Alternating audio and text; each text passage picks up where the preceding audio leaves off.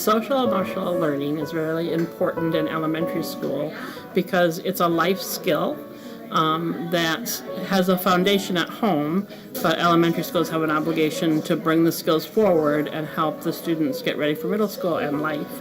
And things like friendship, regulating your own emotions, solving conflicts are things that as grown-ups, those are the most important things that we do, and we owe it to our kids to give them the best foundation possible so that they not only have a successful time in elementary school, but they build their life skills so they can be good friends, good spouses, be mentally healthy, and be productive in their communities.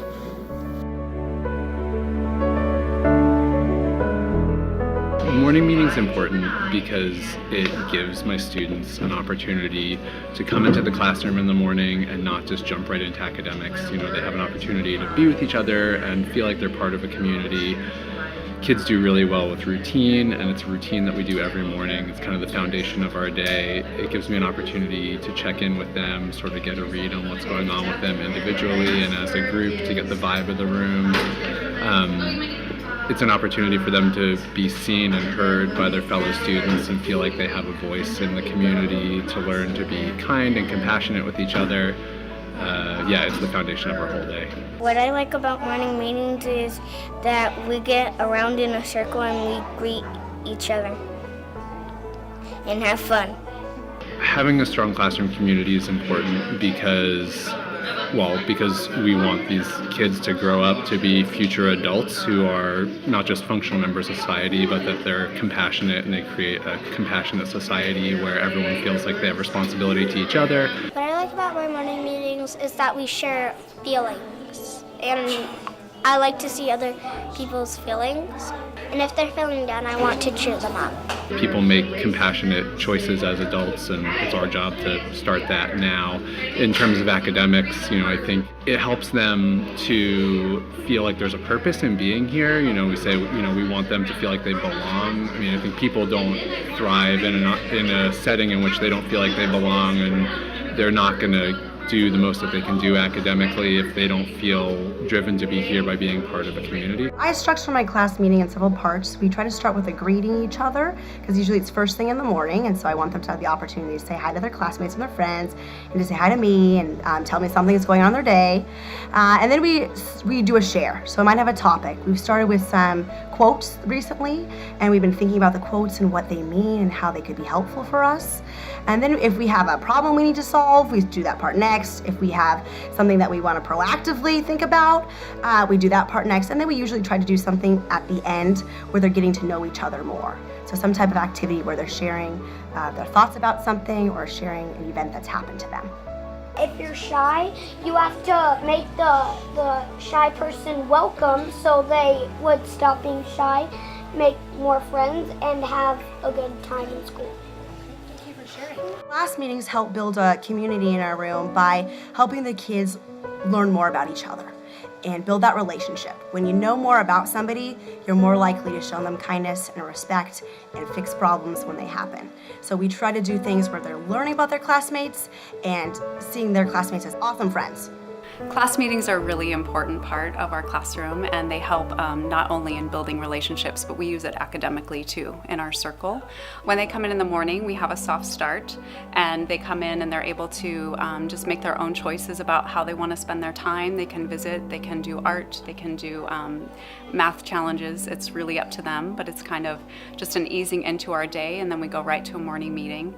And that's just a time for them to connect, for us all to connect, and for them to understand what's happening in their day, which is really important. They feel better when they know what to expect, and it just makes it for a smoother day throughout the day.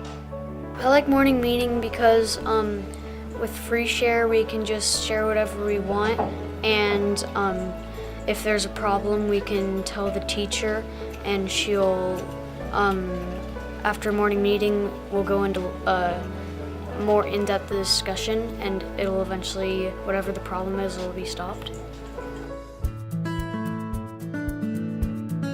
In addition to morning meeting, I really like the CSC curriculum because it gives my students an opportunity to really like think through and talk through social problems that, let's say in second grade, all students go through in terms of being excluded or included in groups and negotiating friendships. And when they have an opportunity to talk about those things, I think they have an opportunity to be more resilient and to learn to be more flexible and kind to each other. My classmates help me by playing with me and making me feel comfortable. Restorative practices is just a really important part of what we do at Oak Grove. It's how we maintain relationships, we maintain connections even when mistakes are made. So our approach is that when something happens, we want our students to care enough about each other that they want to take care of it. They want to make it right. And so our morning meeting is the place where those relationships are built.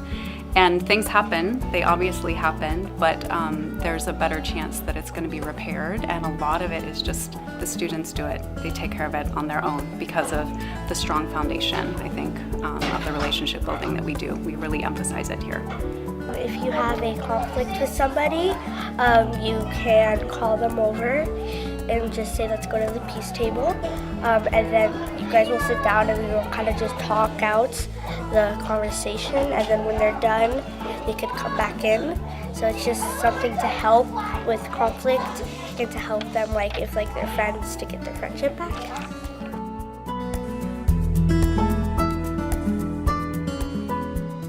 I like Mindful Moment because we usually do it after second recess, and second recess is when we get more hyper because it's more sunny out, and so we get to just take a couple minutes to calm down, and that helps us do better learning. We do brain breaks here at Whitcomb, and it helps my kids to relax after recess or after PE, and then we can continue with them calm.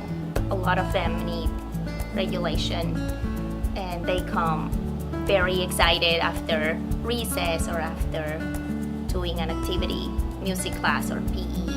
And after the brain break, they are relaxed and ready to continue working. I like brain breaks because they make me feel like I'm just sitting at home. It's really good. It makes my heart slow down. The Owl's Nest is a place where kids can come and just unwind if they're feeling anxious or whatever. They can just unwind. They get 10 minutes. There's different stations they can go to. It's just kind of a quiet place for them. My role in the Owl's Nest would be to just help them calm down. Just ask them what's bothering them and just kind of figure out how to make it better for them. The Owl's Nest help Ardenwald there's a lot of times kids are just very frustrated and they just need to unwind. I always get positive feedback from people, so I love the Owl's Nest. Our kids started to learn about what it feels like to actually be present, all the way present in the classroom for learning. Sometimes we worry about things that are going to happen in the future, and we worry about things that have happened in the past, and we forget that we're here right now in this moment. It's changed the culture of our school by making people be more grateful for the things that are happening right now in our school, and it's helped kids to understand that school is a place that you need to really be here with your mind and your body and even your heart to be able to bring that learning forward.